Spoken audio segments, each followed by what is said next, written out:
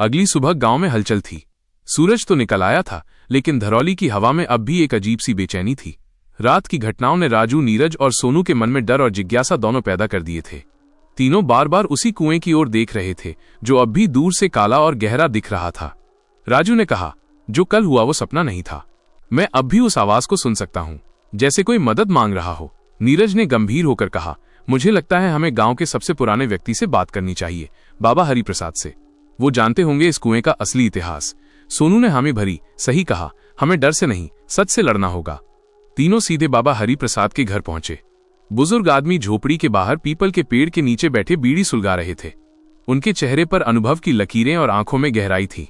राजू ने धीरे से कहा, बाबा, हमें आपसे कुछ जरूरी पूछना है। बाबा ने बीड़ी बुझाते हुए कहा, मुझे पता है तुम तीनों कल रात कहाँ गए थे।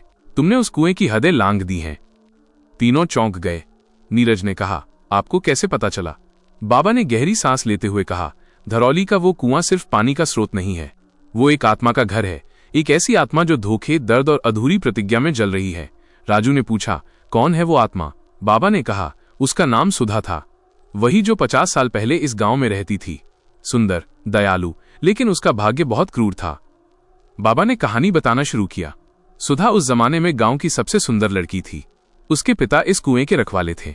कहा जाता था कि इस कुएं का पानी कभी सूखता नहीं, क्योंकि ये शक्ति कुआं था जिसे देवी की कृपा से बनाया गया था। लेकिन लालचियों को यह बात पसंद नहीं आई। गांव के ठाकुर रघुवीर सिंह को लगा कि कुएं की शक्ति उसके खेतों में बहे तो उसकी फसल कभी नष्ट नहीं होगी। उसने सुधा के पिता पर दबाव बनाया कि वे कुएं का पानी उसकी जमीन की ओर मोड़ दें, लेकिन सुधा के पिता ने इनकार कर दिया। नीरज ने पूछा, फिर क्या हुआ बाबा? बाबा की आवाज भारी हो गई। ठाकुर ने रात में सुधा के पिता की हत्या करवा दी, और जब सुधा ने विरोध किया तो उसे भी जिंदा उसी कुएं में धकेल दिया गया। उसके चीखने की आवाजें पूरे गांव ने सुनी, लेकिन कोई कुछ नहीं कर सका। तब से लेकर आज तक उसकी आत्मा उसी कुएं में कैद है।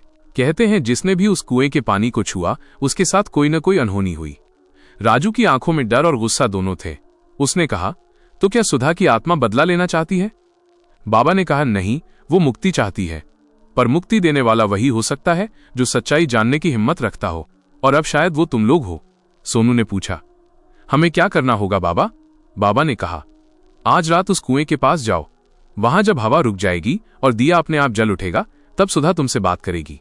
पर याद रखना, डरना मत। अगर डर गए तो वो आत्मा क्रोध में बदल जाएगी। तीनों ने हिम्मत जुटाई और रात का इंतजार करने लगे। शाम हुई, सूरज डूबा और गांव में सन्नाटा फैल गया। दूर से कुत्तों के भौंकने की आवाजें आ रही थीं। हवा ठंडी हो चली थी। तीनों दोस्त अपने हाथ में दिया, अगरबत्ती और एक पुराना ताबीज लेकर कुएं की ओर बढ़े। जैसे ही वे पहुंचे, कुएं के चारों ओर धुंध फैल गई। हवा अचानक रुक गई। राजू ने कहा, बाबा सही कह रहे थे, हवा रुक गई है। नीरज ने कांपते हुए कहा, अब क्या करेंगे? सोनू ने धीरे से कहा, दिया जलाओ। राजू ने माचिस जलाई और दिया रखा। दिया अपने आप तेजी से जल उठा, जैसे किसी ने उसमें प्राण फूंक दिए हों। उसी पल कुएं के अंदर से धीमी और दर्द भरी आवाज आई, कौन मेरे पास आया है? राजू ने डरते हुए कहा, हम डरना नहीं चाहिए।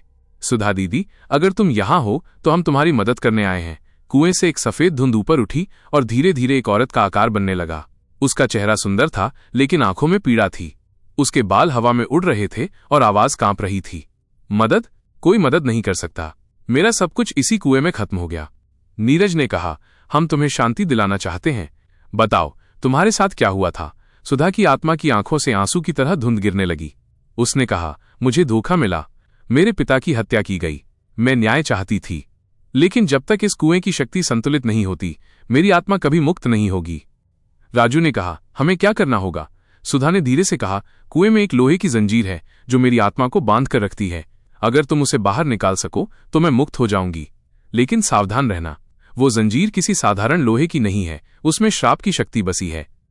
तीनों दोस्तों ने एक दूसरे को देखा। राजू ने कहा, हमें डर नहीं, हिम्मत चाहिए। नीरज और सोनू ने सिर हिलाया। राजू धीरे धीरे कुएं के पास गया। धुंध अब और गहरी हो चुकी थी। पानी में चमकती हुई परछाई दिखाई दे रही थी। उसने अपने हाथ कुएं में डाले और जैसे ही जंजीर को छूने की कोशिश की, उसे तेज झटका लगा। राजू चीख उठा, आह, जैसे बिजली का करंट लगा हो। सोनू ने उसका हाथ पकड़ा और कहा, पीछे हटो। नीरज ने डरते हुए कहा, अब क्या करेंगे? सुधा की आवाज गूंजी, एक साथ मिलकर जंजीर को पकड़ो।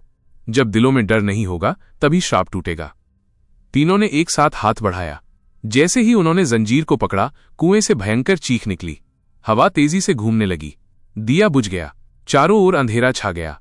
राजू ने दांत भींचते हुए कहा, मजबूत पकड़ो, पीछे मत हटना। जंजीर हिलने लगी। कुएं का पानी उबलने जैसा हो गया। सुधा की चीखें अब दर्द से राहत में बदल रही थीं। कुछ ही क्षणों में जंजीर खुल गई और कुएं से सफेद रोशनी निकली। सुधा की आत्मा मुस्कुराई।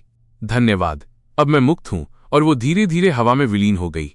लेकिन तभी कुएं से लाल धुआं उठने लगा। नीरज ने डर से कहा, ये क्या है? भैरवनाथ, जो अचानक वहां पहुंच गए थे, बोले, तुम लोगों ने आत्मा को मुक्त तो कर दिया, लेकिन कुएं में जो श्राप था वो अब जाग गया है। सुधा का दुख खत्म हुआ, लेकिन अब उस कुएं में जो शक्ति सो रही थी वो जाग चुकी है। अगर उसे रोका नहीं गया तो पूरा गांव खतरे में पड़ जाएगा। राजू ने कहा, तो हमें क्या करना होगा? भैरवनाथ ने कहा, अब ये साधारण आत्मा नहीं रही, ये शक्ति अग्नि तत्व में बदल गई है। इसे शांत करने के लिए हमें 7 रातों तक पूजा करनी होगी। हर रात उस कुएं के पास दिया जलाना होगा, लेकिन एक शर्त है, दिया बुझना नहीं चाहिए। तीनों दोस्तों ने कसम खाई कि वे 7 रातों तक पूजा करेंगे। पहली रात ठीक रही, लेकिन दूसरी रात जब वे पहुंचे तो हवा इतनी तेज चली कि दिया बुझ गया। अचानक कुएं से एक आग की लपट उठी और आसमान की ओर चली गई। हवा में जलने की गंध और चीखों की आवाज फैल गई। राजू ने चिल्लाया, दिया फिर जलाओ। नीरज ने कांपते हुए माचिस जलाई, लेकिन हर बार हवा दिया बुझा देती। तभी सोनू ने कहा, हमें अपने शरीर से हवा रोकनी होगी। दिए को ढक दो। तीनों ने मिलकर दिए को ढका। धीरे धीरे हवा थम गई। दिया फिर जल उठा। कुएं का पानी शांत होने लगा। भैरवनाथ ने कहा, याद रखना, अभी सिर्फ 1 रात बीती है, बाकी 5 रातें और हैं। हर रात कुएं की शक्ति अलग रूप में जागेगी। राजू ने दृढ़ता से कहा, हम डरेंगे नहीं। अगर इस गांव को बचाने के लिए जान भी देनी पड़ी तो देंगे। रात गहराती गई, लेकिन उस कुएं की गहराई में अब भी कुछ हिल रहा था। सुधा की आत्मा तो मुक्त हो चुकी थी, पर अब कुएं में कुछ और जाग चुका था, कुछ ऐसा जो न इंसान था, न आत्मा, बल्कि एक प्राचीन और भयावह शक्ति। तीनों दोस्तों ने एक दूसरे की ओर देखा। उनकी आंखों में डर भी था और संकल्प भी। उन्हें पता था कि असली युद्ध तो अब शुरू हुआ है।